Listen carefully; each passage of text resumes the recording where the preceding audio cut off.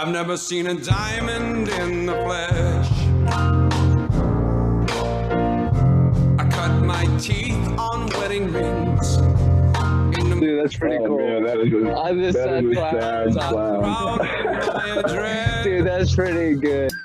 This is The Gloom, bringing you weekly interviews with F3 Omaha packs, exploring their F3 experiences and finding those sticky elements that create the glue in the gloom.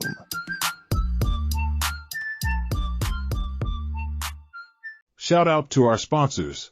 Major Team Mortgage, Omaha Laser Dentistry, Exclusively Eye Care, Liberty Core Real Estate, Avior Wealth Management, and Apex Men's Clinic. We appreciate their support. Yo, Gloom listeners, it's the Plague, and today I'm talking about getting your finances as fit as your physique. Our very own F3 Omaha brother Jean-Claude, aka Michael Pfluger at Avior Wealth Management, specializes in building personalized financial plans. He understands the journey you walk in life as a man of faith, safeguarding your family and creating a legacy. Jean-Claude is ready to help you plan your finances with intention so that you can live with purpose.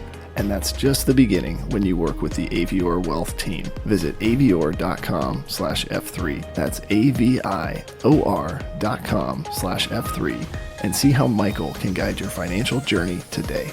Now let's get back to the gloom. And we're back. Oh man, I love getting to do these because we have so many great leaders and men in F3 Omaha, and today is no different. I've gotten to really share some pre-runs with this guy and watch him lead, and really just excited to get his story out there. I've got Steeple on the call today. Man, you look good, so that's a plus. And would love for you to just kind of have us take us back to that story, the first workout, and then how'd you get the nickname Steeple? Okay. So yeah, a lot of this has to do with just kind of, it's like, where were you at in your life at the time, right? So my story kind of starts with, things were a little rough, and to be kind of just really open about stuff, things were just really weren't going great with my marriage, and my wife and I were kind of at each other over stuff, and I just kind of knew I needed a little bit of a change. And I know cheap seats from church, and so he had been kind of on me for a while about coming out to this thing called F3. And at one point we were sitting at a soccer game for our kids in a tournament, and it just had been kind of a rough weekend. And I was talking to him, and he's like, "Why don't you come tomorrow?" And I said, "Okay." He said, "There's this thing called a Murph," and he explained to me what a Murph was, and I said, "I don't think I want to do that." So I was like, I don't know if that's a good idea. So he's like, I wasn't in very good fitness. I was overweight at the time, and just really hadn't ran or done anything. I'd had bad knees and tore my ACLs back in college, so I kind of quit doing a lot of exercise and things that I had been doing previously. So I didn't really want to run a lot. So he's like, "All right, let's go to Mission Forge. You can do the beat down; it'll be fine. We don't really run a lot in F3." So we get to the workout, and it's a string of pearls, and it's pit stop. So he's like, "All right, so we're not going to run much." And then we just end up running like 2.5 miles. Mm-hmm. And I am just on the verge of hurling like the entire time, and just really rough. But, I was pretty fortunate. Patton was there that day, and he was, with me and just kind of talking to me about kind of what F3 was about, and really just kind of preparing me for the Name-a-Rama that was to come. So, he kind of talked to me and asked me some questions to get a little backstory. I kind of told everybody once I got in the middle that, I grew up in a dairy farm back in a small town in north central Nebraska. So people started throwing out names that I really did not want. There was Utter and some other ones like that I'm very fortunate that did not get named. But I had been talking to Patton that I'm an architect, and through it, I do a lot of design of churches and religious work. So they threw out Steeple, and it kind of stuck. So Pit Stop went with that one, which I was very happy for, and has been able to kind of roll with that and kind of use that to kind of expand on my faith and my journey and my and what I do. So it's really kind of allowed me to. People always ask me what it's about, and I'm like, well, I design churches, and they think it's pretty cool. So that is really cool. Are you doing anything locally in town? I know there's one on 100 and whatever in Maple going up. That's a pretty cool project. Did you get that one or no? No, that's not us. We're doing Grace Hill Lutheran right now on 192nd and Dodge. So actually, So there's a few packs that go to that one as well. So I've been talking to them about that. But um, I did St. Wenceslas and some other churches here locally, and we do a Oh, lot of stuff. cool. I've done a lot of stuff down in Dallas, Texas too. So we've done 2 or 3 down there in the last couple of years. That's really cool. That man, I love St. Wentz. That was like recently underwent some Hmm. renovation, right? Really Yeah. cool. Yep. We added on a new worship space. That is awesome. Well, I don't know that I necessarily realized that. I knew you were in the architecture space, and so it's always cool to hear the naming story. I appreciate your vulnerability here with kind of the like why you were initially interested. So did you were just kind of talking to cheap seats, and that kind of led to the him offering up F3 as a space. So not necessarily looking for a fitness thing per se. I just knew I needed a change. Mm. I had been, it's kind of that similar story where we were kind of coming out of COVID at the time, and it was, wasn't exercising, was kind of drinking more than I should be, was not really taking care of myself, and my wife had been on me about, wanting to be around for our kids, and that was really what sticks with me, and that's really why I still do what I do. It's great for the fellowship, and trust me, there's a lot of very great benefits to F3, but it's a lot of being able just to be able to kind of stick around for my kids and make sure that I'm there for many more years to come. So, Yeah, that's awesome. I love it. And I think it's ultimately right why many of us stay.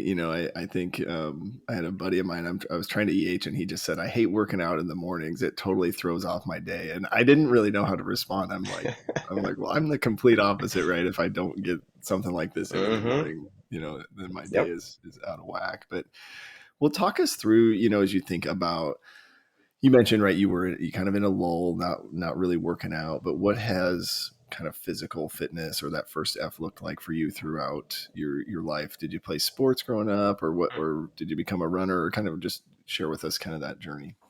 So I'm from a small town. So I actually graduated one of the smallest high schools in Nebraska. So Nice. when I graduated, we were the third smallest school in the state. So, Wow. yeah, so we were right down there. So small D2 school, we played, everybody had to play everybody with everything because there really wasn't much. When I graduated, we only had 38 kids in the high school. That was freshman through senior. That's how many Wow. we had. So I played football, I played basketball, we ran track. I was captain of everything, and kind of had done it. So I was athletic. I was doing a lot of stuff. I'm not a big runner. Never. I did track just because it was a good excuse to get out of school and They you made know they made you do track, right? yeah, it's pretty much you did it. You just I started out running like the mile as I was a freshman, and it just kept getting lower and lower until by the time I was a senior, I was a thrower, and that was good enough for me. There you So, go. but then Nice. in college, I did a lot of intramurals and with my fraternity, and I tore both my ACLs playing flag football. Oh, wow. So I got one repaired, and then I tore the next one the next year or two later.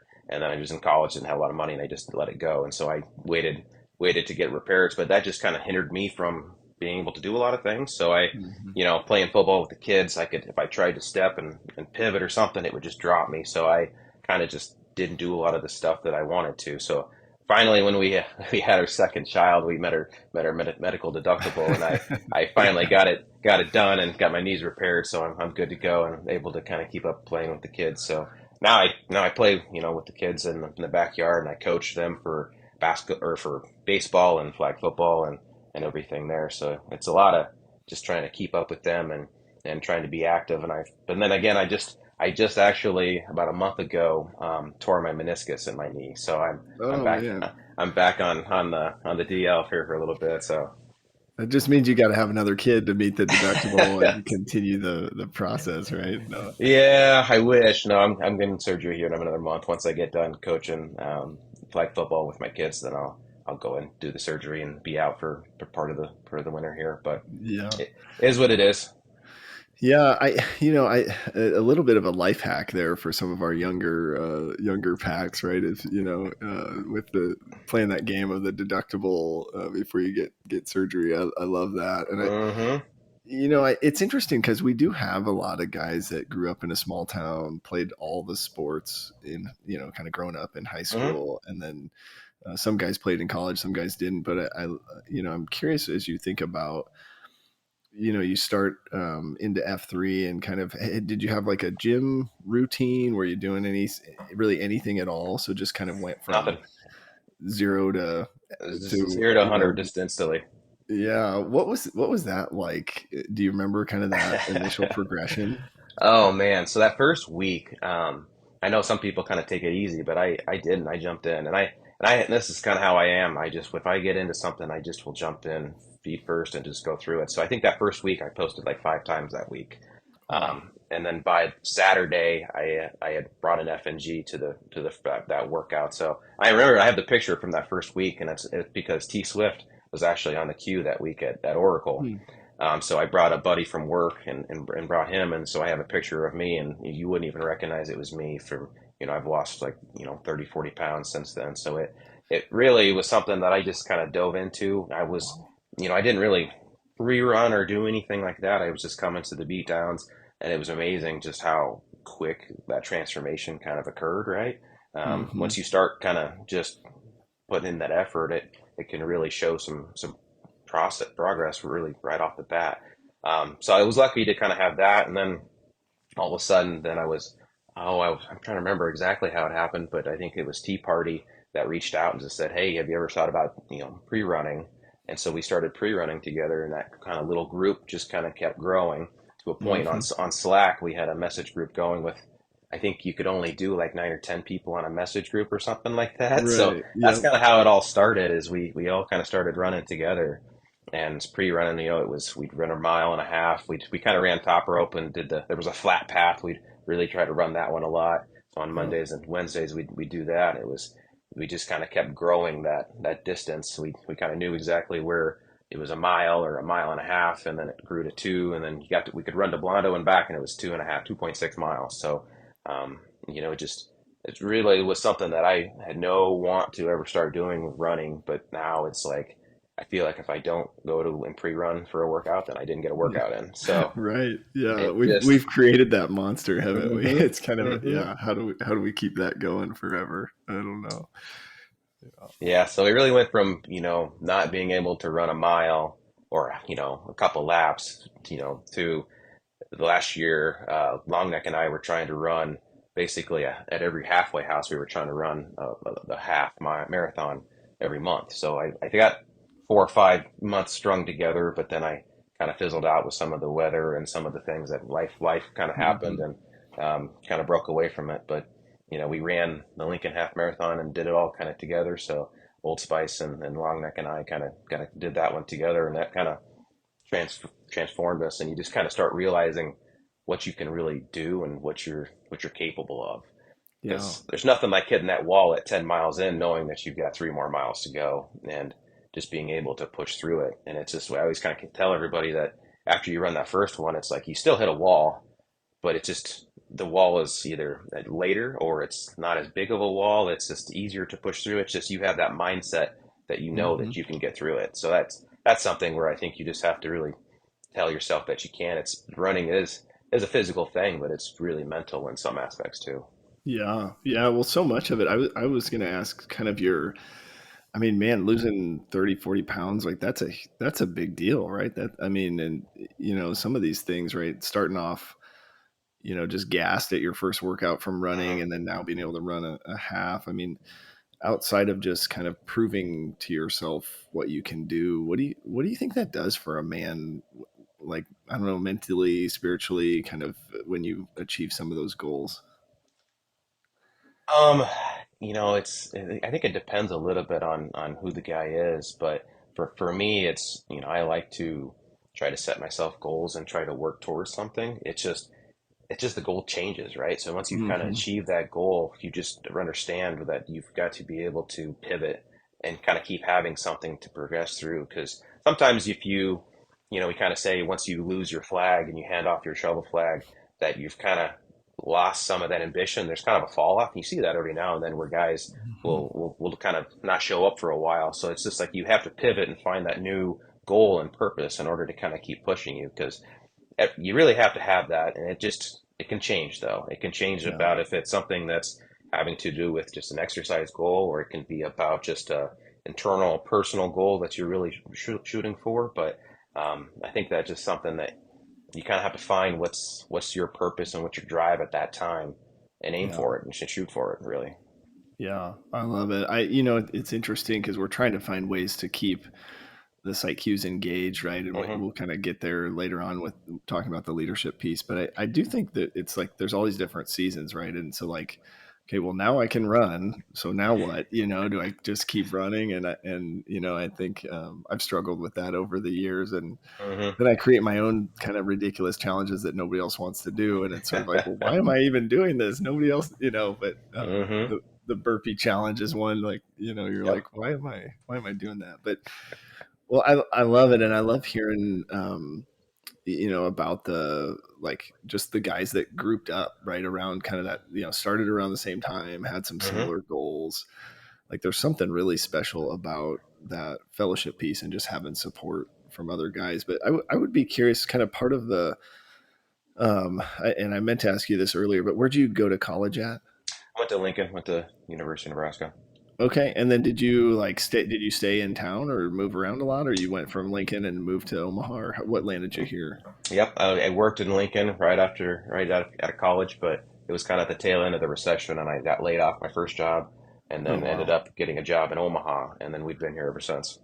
Okay, so did you when you started F3? Did you know guys from like outside of F3 or just cheap seats, or how'd you go about kind of building those relationships? So just when I from joining F3, there was a few guys from church that I knew. Actually, so I go to St. Wenceslas, Oh yeah. and there's a pretty big contingent of guys there, but I only knew a few of them. So Cataracts, I kind of knew him a little bit on the periphery, but just some of the different church groups that I'm involved in, and there's just kind of continues to be some more and more guys that either Cataracts or Cheap Seats or some of the other guys can kind of continually bring in, but then as you're kind of going around, you start talking to people and you kind of find all these little connections that it's just like you didn't even Yeah. realize it, but you got kids that are a class apart or, in the same class or in that kind of realm. So it's been nice to kind of see a lot of those guys from church and kind of put it two and two together. Then you can start inviting them to some of those other things. There's, Yeah.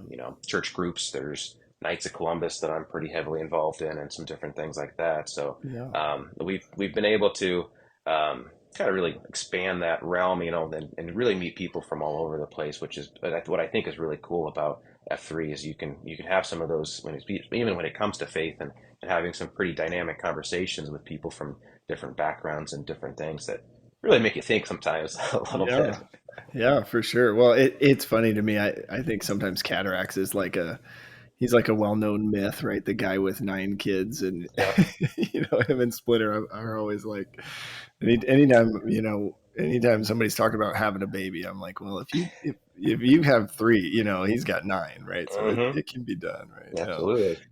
Well, talk us through like, where did you find, like, as you were getting involved in F3, like, where did you find the opportunity to get to know guys a little bit deeper? Was it coffee pre-runs, Q source? I mean, what were some of Hmm. the sort of offerings, if you will, that you? Yeah. So for me, I've got 3 kids at home, so I do all the drop off in the mornings. My wife works in the schools, so I'm the one usually doing drop off in the morning. So I can't stick around for coffee during Hmm. 9 months out of the year. So it's really those the only times that I really have to kind of hang out and talk with guys are the pre-runs, and that's one thing that was a little hard when I first started and I wasn't running. There's people like, oh, you didn't really talk much, you didn't. I'm like, well, yeah, it's because I'm trying to breathe and kind of get going, but then from there, it's like when you start pre-running with people, you start kind of really getting to know. So my shield doc is kind of where we all started running together, and there's the 7 of us now. So there all of us kind of started really getting together and pre-running. Multiple days. It was 5, 6 days a week, and we're Yeah. we're at the point now where we're not getting together quite as much, but we're being a little bit more um, objective about it. We're really trying to, on Sundays we get together a lot of times and we'll do a 10K or a 5K or something like that together. Hmm. And a lot of times those are kind of some of the best times because you're not worried about getting back for a beat down. You're just getting together, having some conversation, and really kind of kicking your Sunday off right. It's just Yeah. really kind of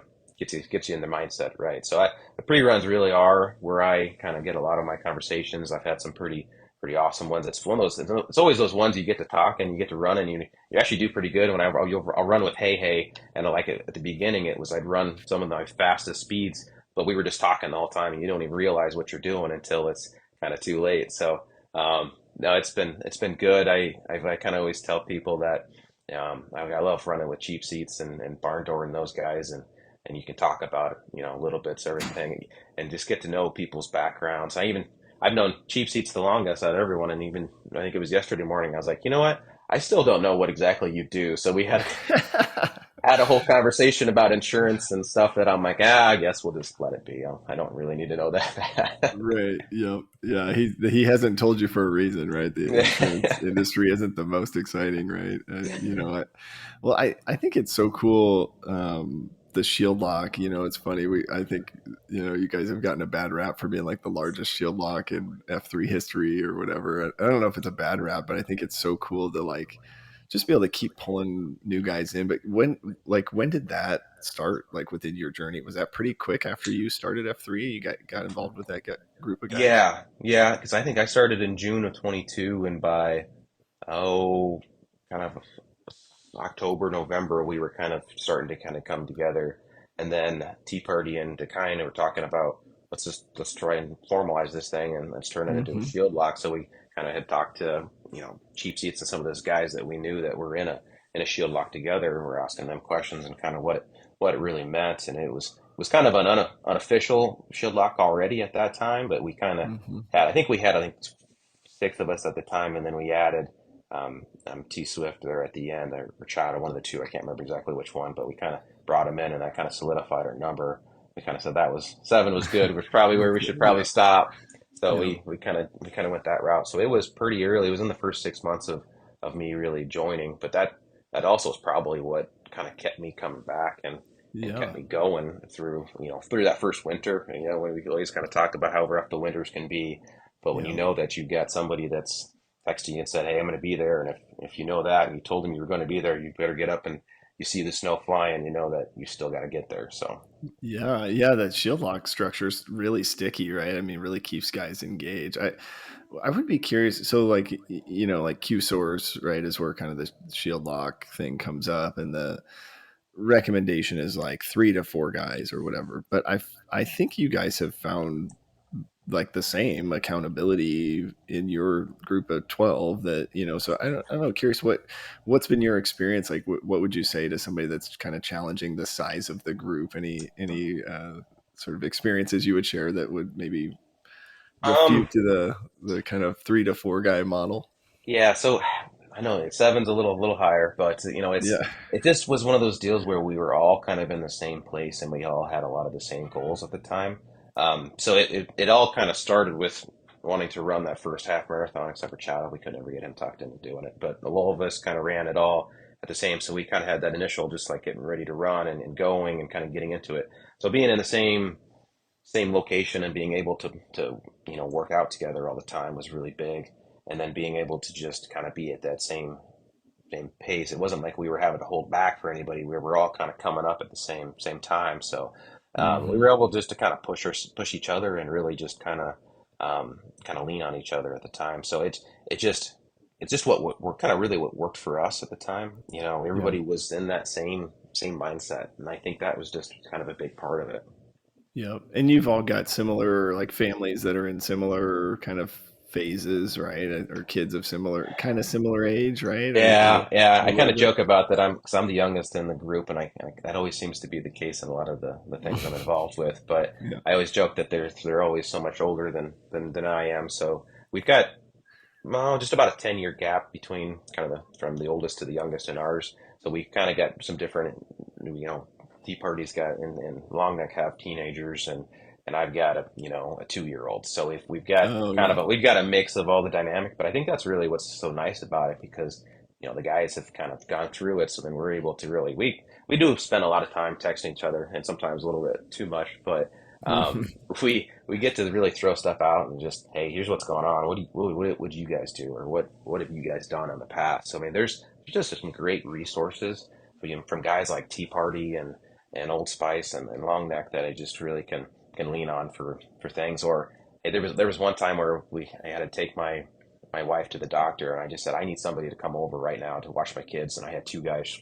that were just there in like 5 minutes. So, I mean, it Wow. just, it's just awesome. The way that they'll just drop things at the drop of a hat and come over and can help whenever's needed. So That's really cool. That reminds me of a book called Band of Brothers that talks about, right, just like how do you have guys in your life that know you, they know your family, they support you, and they keep you accountable to who you're trying to be. I love that. Who is the oldest in your group, if you don't mind me asking? Tea Party. Is he really? Mm-hmm. Oh, I wouldn't have guessed that. Okay, Yeah. I feel like long neck's beard's getting a little gray, so I was gonna guess long neck. There's kind of some genius as I'm hearing you talk about this, because oftentimes we think about like the whetstone, that like mentorship relationship that we haven't really figured out how to formalize, and maybe we don't need to, but it's almost like you've built that in to your shield lock, so you're getting both through that experience in a really cool and effective way. I don't know. That's maybe you've uncovered some secret sauce here with that. So there's 7 guys in the group. I don't know why I thought there were 12. Okay, maybe No, there's a bigger shield lock out there's there. a bigger shield arc than ours. There's with Baby Back and Killians and those guys. They have a bigger one than us. So we're not anymore the largest one, but for the longest time Yeah. we were. Yeah. Well, I love it, and I think, I don't know. What would you say to a guy that's maybe not in a shield lock at all? Maybe is a little bit hesitant to get to that level with the group of guys. Yeah, no, I think a lot of it is you just have to be willing to be vulnerable sometimes, because a lot of times there's stuff going on with your life that these guys can be there for you, but you just have to be willing to accept it. Like that's a lot of it. It's just you got to be willing to sometimes let your guard down and just get kind of intimate with a group of guys that sometimes some people are comfortable with it and some people aren't. But it just, for me, it's kind of been, I'm pretty open about stuff. I'm pretty kind of wear my heart on my sleeve sometimes, so I'm pretty easy about being churning and kind of open. So I find it pretty easy. Yeah, I love it. Well, really cool. And I think the other kind of piece of this that overlaps a little bit with just other relationships in life, we start thinking about like the concentrica, and we always like to get kind of your, like, what's your family's reaction to you being in F3? And I don't know if it's had any impact on your relationship with maybe your M or your 2.0s. Would be curious your thoughts there. Yeah, I mean, like right away, my wife was like, "You're addicted to this thing," and I'm like, "Well, I don't know if I'm addicted to it, but it's not the worst thing in the world. There could be a lot worse things." So, no, For she sure. did. She got into FIA and did that for a little while, but then it's kind of fallen away from that a little bit. So she's totally supportive. We just kind of have to find that happy medium, especially when I had our baby. She's just about 2 years old, so at that time I had to kind of stick a little closer to home or kind of go every, there's times that you just having to find that right mix of, maybe your wife wants to work out, so you have to split your days. It's just, it is what it is. And guys are understanding of that. They know that you're not going to be coming out on Tuesday if you're going to stay home and it's your wife's day or something along those lines. And then my boys, I've got a first grader and a third grader, and they love F3. So they've got all the stickers that are on water bottles, and they've got Yeah. it all over their backpacks, and so they wear them to school, and they just kind of really love it. So anytime there's a 2.0 workout, they want to go, they want to be involved. My son's always asking, he's a third grade, he's like, he wants to get up and go with me in the mornings. I'm like, you're pretty tough to go to school, and when you get up for school, we'll just keep you sleeping for a little bit longer yet. So they're pretty excited about it, and I think they understand the change that it's done for me and just kind of my kind of lifestyle and kind of what it is. So I just want to make sure I continue that and kind of show them that it's good to kind of to exercise. It's good to have these group of friends and guys that you can lean on. I think that's something that's just beyond the exercise. So. Yeah.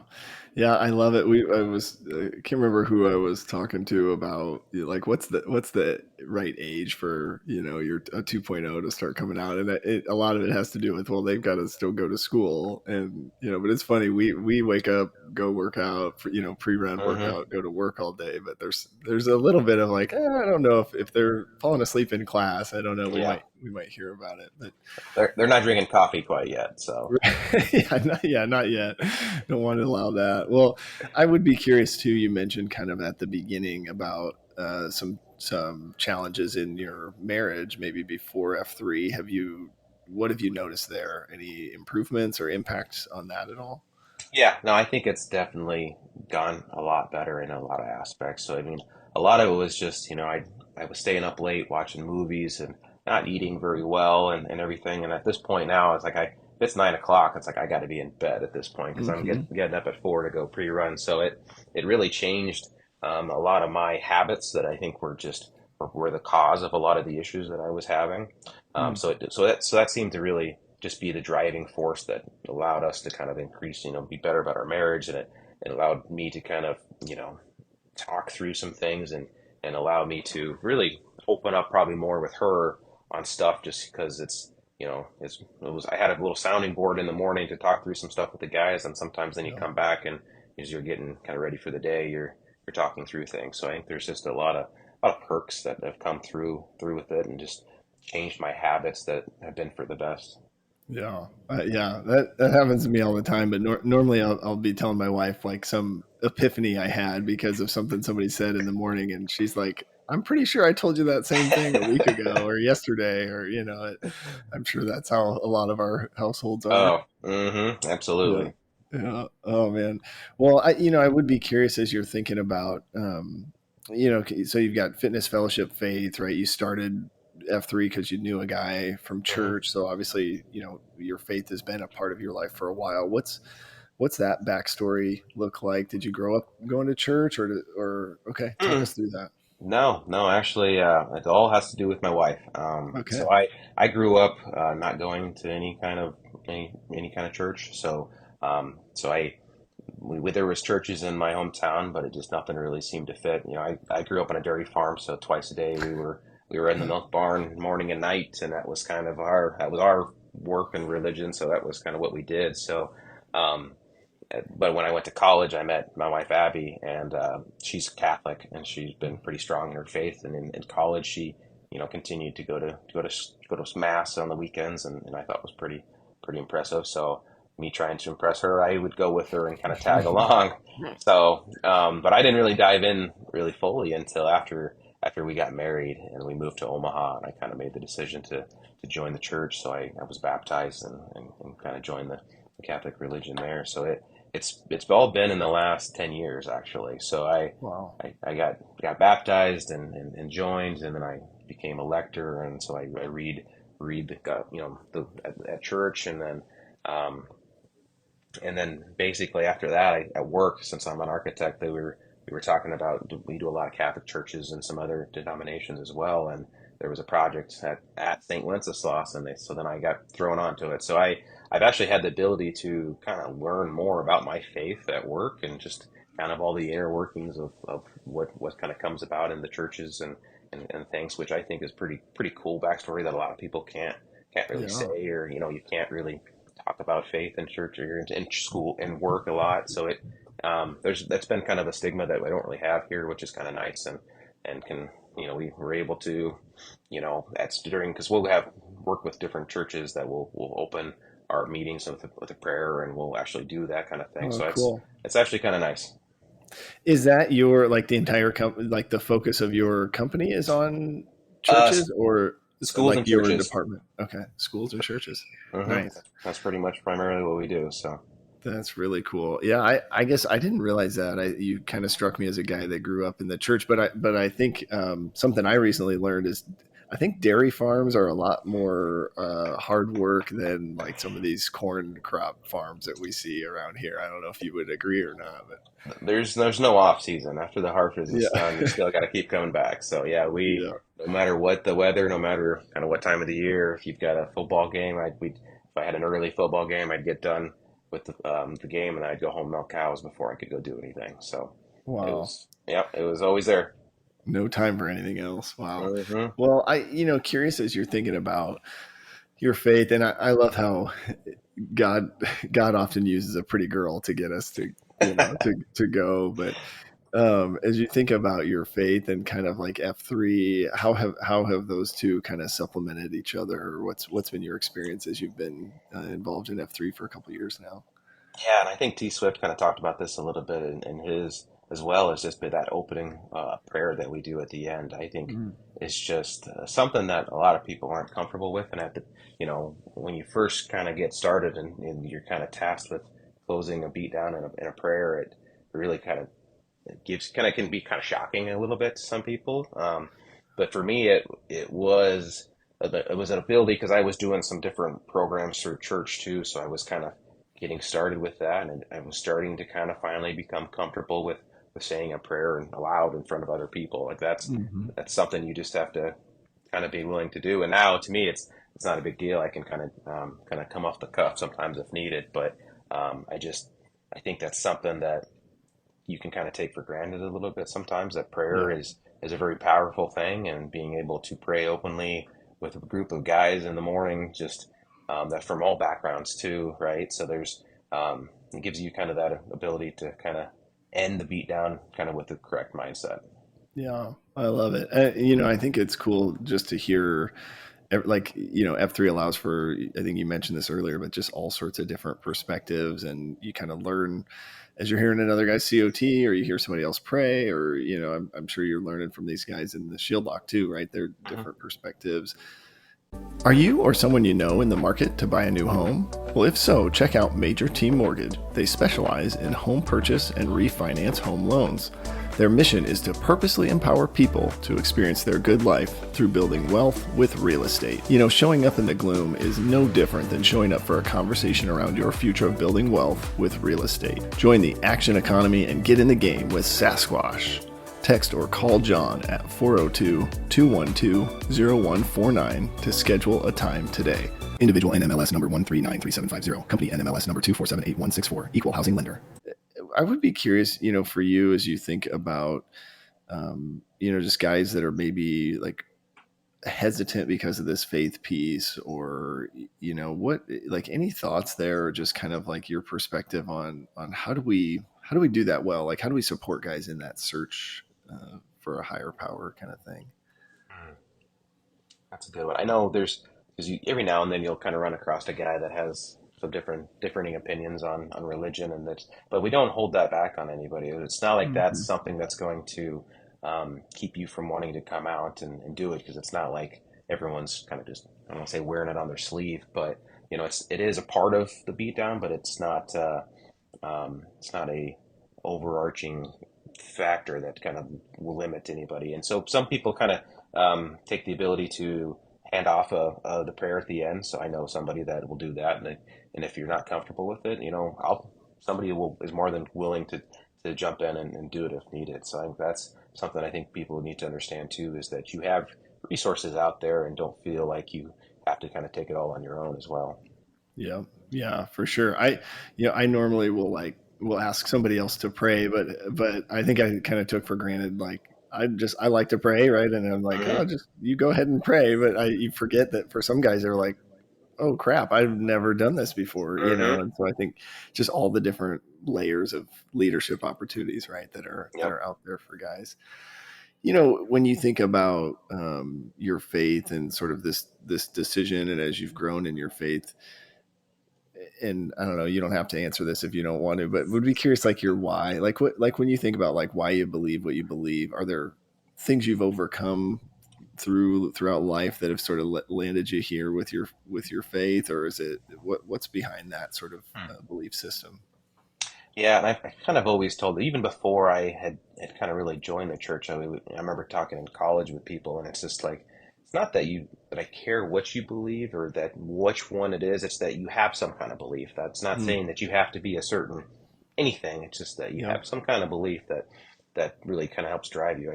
So to me, it was never something that I'd grown up with, but it was always something kind of on the periphery that I just thought that I still think that people should have some kind of belief in something a little higher than themselves, right? Because Yep. so I think this, when I kind of got more involved with the church, it just gave me that opportunity to kind of put a little bit more knowledge into it and a little bit more backstory to it all. So I think I've kind of learned a lot over the years, and there's so much more to learn, and you can never kind Yeah. of keep looking into things. So for people, I just would say this is, just having some sort of kind of passion and belief.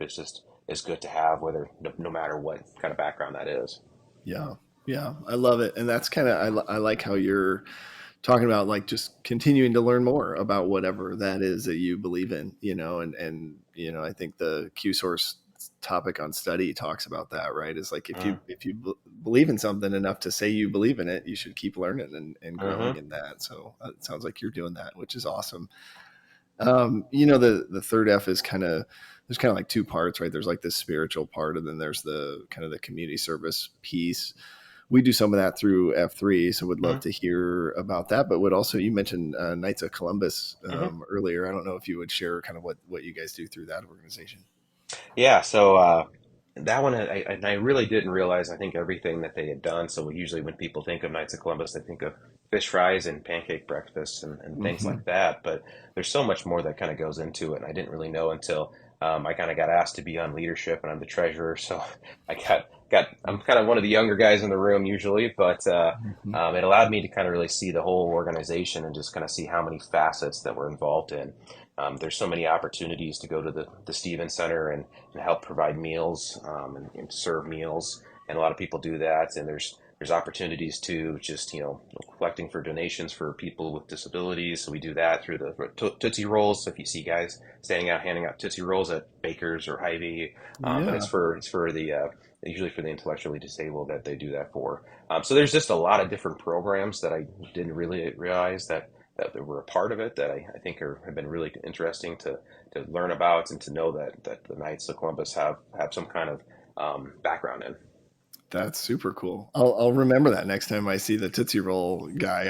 I don't know that I've stopped it long enough to like really read into it, other than put some money in the bucket and keep going to the store. But that's really cool. I'm curious, as you think about community service, why do you think that's important? Where does that fit in kind of this whole big picture? Yeah, and I think a lot of that has to do, and people kind of can come at it from different angles, but I always kind of look at it in terms of kind of that service and what you're teaching your kids.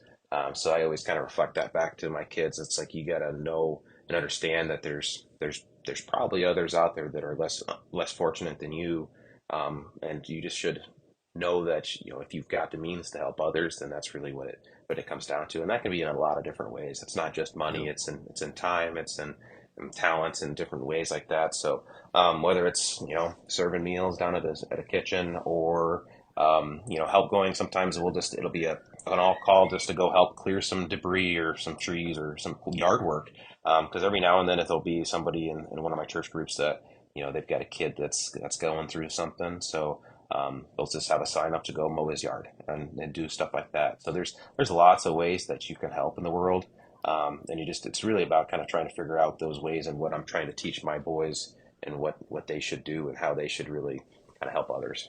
Yeah. So instead of yelling at them for being ungrateful, take them and show them, teach them, and maybe through service, they kind of realize what to be grateful for. I love that.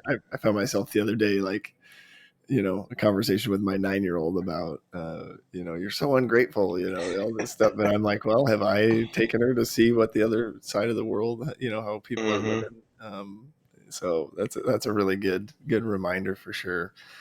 The other piece in F3, like the big piece, our mission, trying to reinvigorate male community leadership.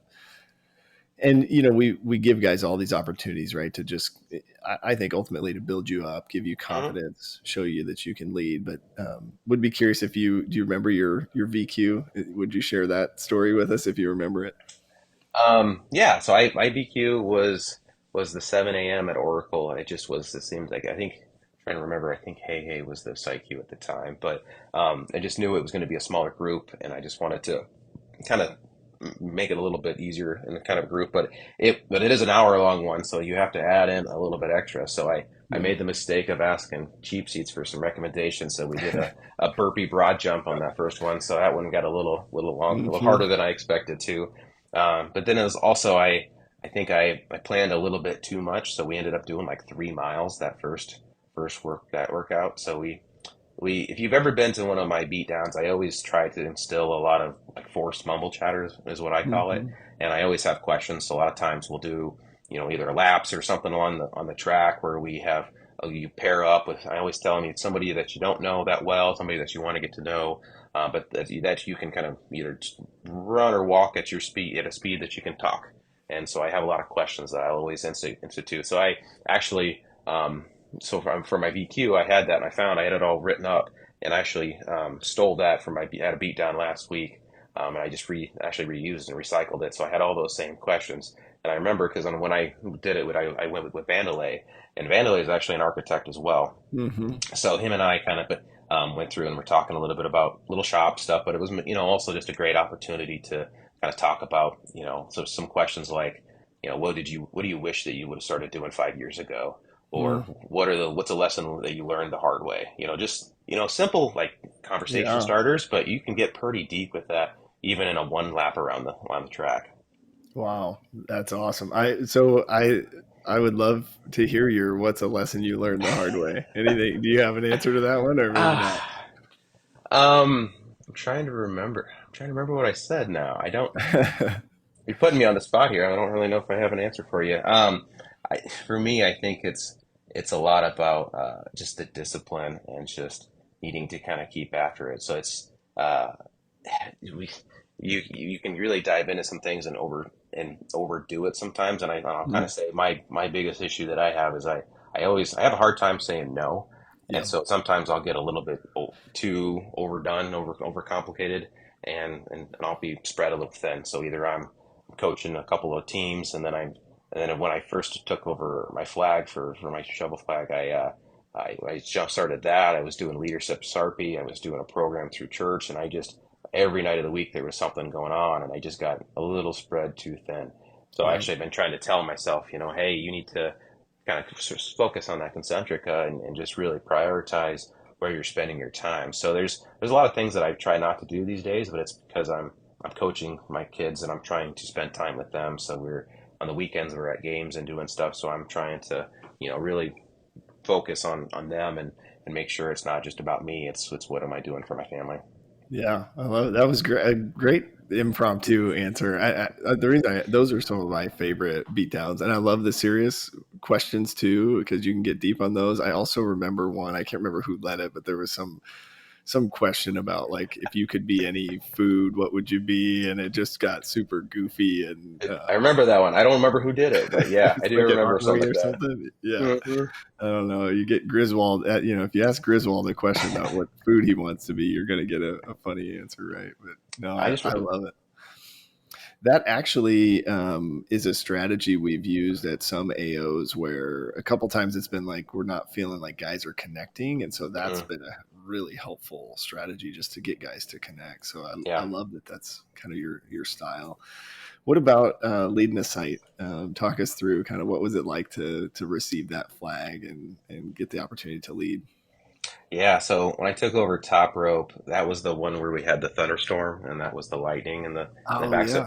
So I didn't even get to do a COT because they handed off the flag and it was like, we got to get out of here because the storm's coming. So we went back to Starbucks and talked for a little bit. But really what I found was it just allowed you, there's a couple of different things. It allowed you to kind of meet so many different packs and just kind of get to know a bunch of guys from different areas that would come through. Since you're that stable person there, you're kind of seeing people come through, and we'd get some SARPy guys every now and then that were just trying to kind of broaden their horizons a little bit too, right? So you'd get to see a lot of guys that I thought was just awesome to see. And you also kind of saw a little bit of a transformation too within the site. So like I kind of talked about how there's some other AOs that have started up, but we really didn't see much of a drop off and people and guys at top rope. It's just because it kind of transitioned a little bit. We had some kind of the guys from kind of Pack Meadows and some of those neighborhoods that kind of formed, and then Bennington was kind of starting to kind of really get going too. So we had a lot more guys from Bennington that were coming down on 156 to it. So we were just kind of pulling from different areas of town. So the kind of the dynamic within that site kind of changed a little bit. Not bad or for better or anything. It just kind of changed in who we were getting. So I just kind of saw that progression over the year. The other thing I'd say is as you take over a site, you just kind of start to understand that when you are the site Q, you kind of have to understand that the beat down is not for you anymore, right? Mm-hmm. You have a different purpose. Your purpose is really to make sure that one, the site, the Q knows what he's doing, that he's able to kind of perform, but then also you're there to help out and pick up the six and to make sure everybody's doing good, make sure the new guys are being, somebody's talking to them, and you're just kind of being the glue that kind of holds everything together at the site. So that's one of the reasons that I kind of always like, was always at top rope running beforehand, because I just knew that I might not get much of a workout in this one because I'm going to be doing some different things, or I'm going to be hanging back and just hanging out with the six in the back, and just we're gonna go ruck at the end or something like that. So I just think guys have to kind of understand that it's, the beatdown's not always about you. It can be about others, and it can and to be honest, sometimes that's the best. Sometimes those are the beatdowns they're really how you get to know people and get to learn from different guys.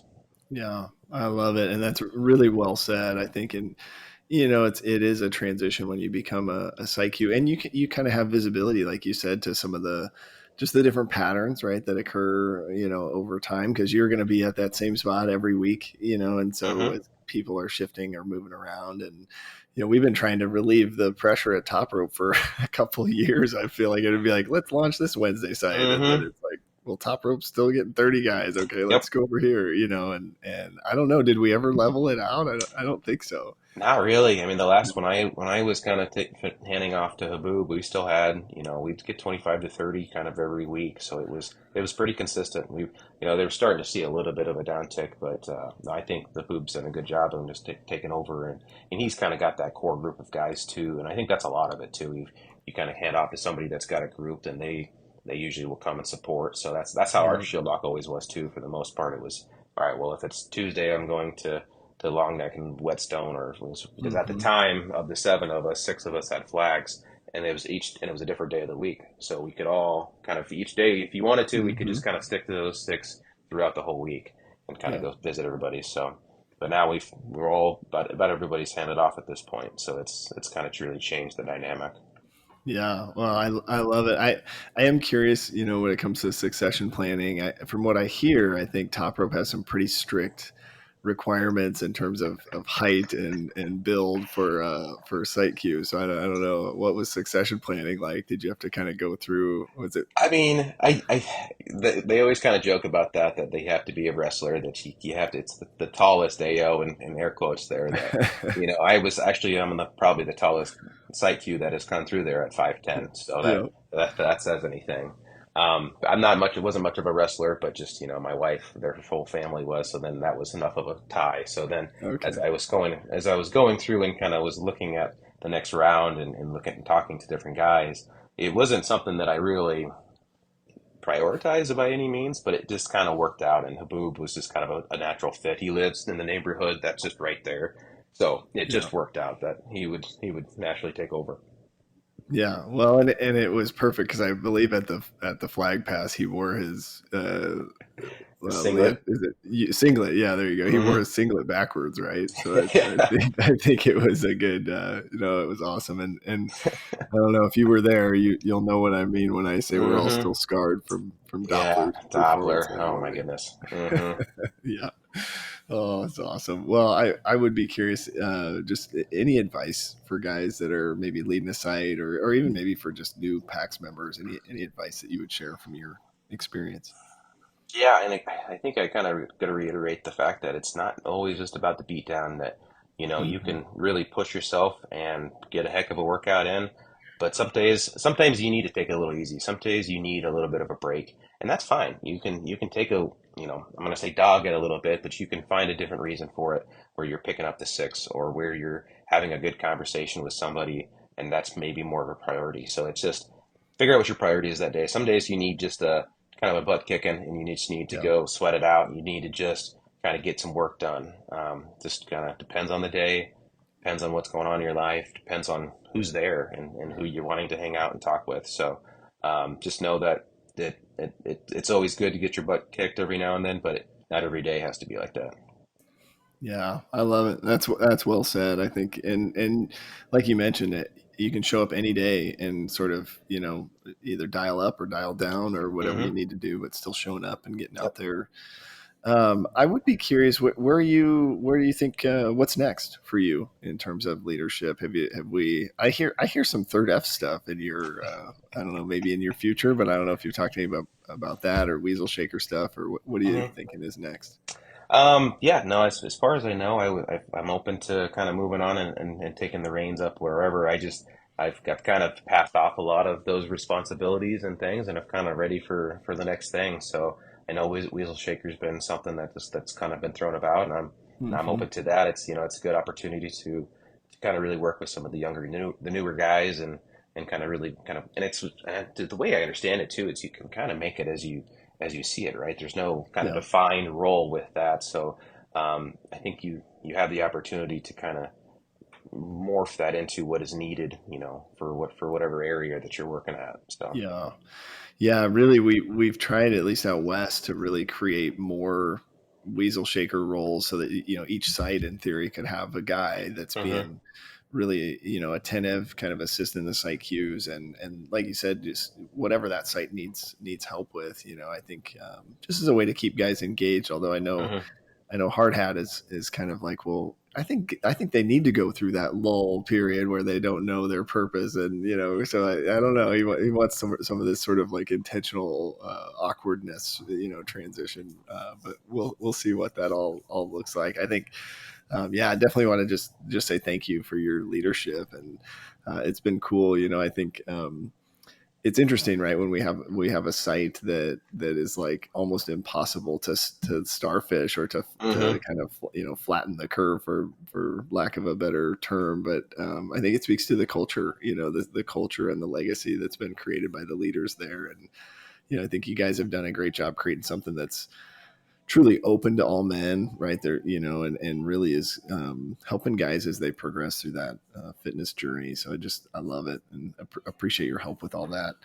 Definitely. Kind of where we like to wrap up is just current state where you're at. I know you mentioned kind of the upcoming surgery, so we'll be thinking about that, praying for that. But where else do you need prayers or encouragement?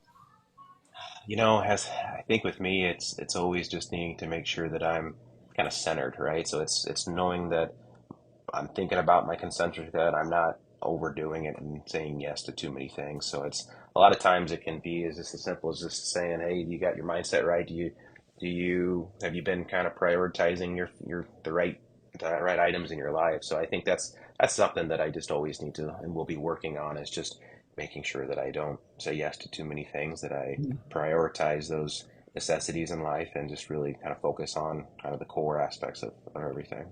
Yeah, you and me both, man. That's a really really good reminder. Just that concentric. It gets turned inside out so easily, right? Like that, like Hmm. work will just take over whenever you let it. And so I think good reminder for all of us, just Yeah. constantly be looking at that and evaluating, reflecting. I love that. Well, appreciate you, man. Let's do a little Namerama here to close us out. I'll start. Brandon Flehardy, 38, The Plague. The plague. Ah, Casey Painter, 36, Steeple. Steeple. I've always wanted you to do that thing where you open it up and there's the The people. people. Yep. Yeah, but it might be I've too hard never to done it. do. I Never don't done it. know. I'll probably mess it up or something. So I'll probably stick with what I got. Yeah, well, and I think guys normally say preach right after. Hmm. Yeah, I do. I love it. Yep. That's a good one. Well, I appreciate you, man. Thanks for Yeah, your time. absolutely. Have a Absolutely. good day. You too.